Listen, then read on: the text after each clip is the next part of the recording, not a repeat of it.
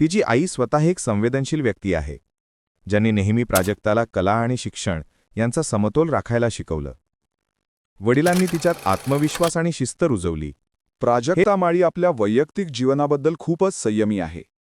ती आपली खाजगी गोष्टी माध्यमांपासून दूर ठेवते. ती सांगते, प्रेक्षक माझं काम पाहतात, माझं आयुष्य नव्हे. तिचं हे वाक्य तिच्या परिपक्वतेचं दर्शन घडवतं. तिचं लक्ष नेहमी कलेवर असतं. नवीन भूमिका, नवीन प्रयोग आणि नवीन शिकण्याची उत्सुकता. प्राजक्ता माळी कलेला फक्त व्यावसायिक माध्यम म्हणून पाहत नाही, तर ती तिला आध्यात्मिक साधना मानते. ती सांगते, प्रत्येक भूमिका म्हणजे माझ्यासाठी एक नवीन प्रवास आहे. Story narration. प्राजक्ता माळीचा आणखी एक पैलू म्हणजे तिची फिटनेस आणि आत्मशिस्त. ती रोज योग, व्यायाम आणि ध्यान करते. ती म्हणते, कलाकाराचं शरीर हेच त्याचं साधन आहे आणि त्याची काळजी घेणं ही जबाबदारी आहे.